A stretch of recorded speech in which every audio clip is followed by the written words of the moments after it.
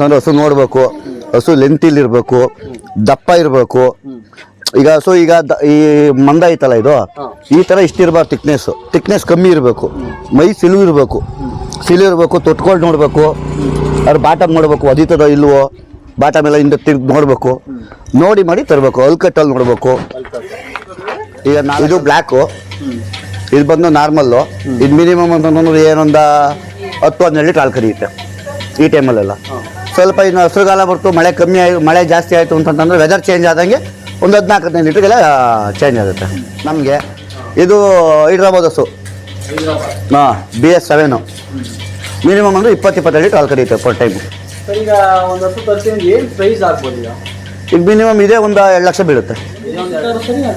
ಎಷ್ಟು ಖರ್ಚು ಬರ್ಬೋದು? ಒಂದು ದಿನಕ್ಕೆ ಮಿನಿಮಮ್ ನಮ್ಗೆ 5,000 ಬರುತ್ತೆ. 20 ಹಸುವಿನಿಂದ 5,000 ಅಂದರೆ ತಿಂಗಳು ಲೆಕ್ಕ ಹಾಕಿ 1.5 ಲಕ್ಷ ಬರುತ್ತೆ. 1.5 ಲಕ್ಷ ಅಂದರೆ ಆದಾಯ ಕಾಣೋದು ಎಷ್ಟು ಸರ್? ನಾವು 1.5 ಲಕ್ಷ ನಾವು ಇನ್ವೆಸ್ಟ್ಮೆಂಟ್ ಮಾಡಿದ್ರೆ ಹಾಂ, ಆದಾಯ ಎಷ್ಟು ಕಾಣಬಹುದು ಇದರಿಂದ? 3 ಲಕ್ಷ ಬರುತ್ತಲ್ಲ ಹಾಲಿನ ಪೇಮೆಂಟ್. 3 ಲಕ್ಷ ಅಂದರೆ ಏನಿದೆ ಆದಾಯ? ರೈತರು ಉದ್ಧಾರ ಆಗಬೇಕು, 3 ಹಸು ತರಬೇಕು.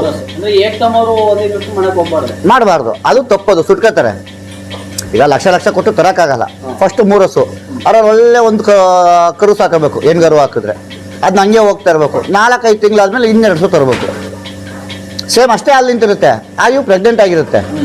ಆಮೇಲೆ ಇನ್ನೊಂದು ಹಸು ತರಬೇಕು, 6 ಹಸು ಆಗುತ್ತೆ. ಒಂದು ಕರು ಇರುತ್ತೆ, ಒಂದು ಕರು 1 ವರ್ಷಕ್ಕೆ ಬೆಳೆಯುತ್ತೆ. ಆ ಕರುದು ಡಲೆ ಬರುತ್ತೆ. ಅರ್ಥ ಆಯ್ತಾ? ಆ ಕರು ಇನ್ವೆಸ್ಟ್ಮೆಂಟ್ ಅಲ್ಲೇ ಇರುತ್ತಲ್ವಾ. ನೆಕ್ಸ್ಟ್ ಇದೇ ಮಾಡ್ತೀವಿ, ಇನ್ನೊಂದು ಹಸು ತಗೊಬಂದಾಗ 100 ಲೀಟ್ರ್ ಹಾಲು ಮಸ್ಟ್ ಬೆಳಗ್ಗೆ ಸಾಯಂಕಾಲ ಹಾಲಿರುತ್ತೆ. ಈಗ ಒಂದೇ ಸರಿ 6 ಹಸು ನಿಂತೋಗ್ಬಿಟ್ರೆ ಕಷ್ಟ ಆಗುತ್ತೆ.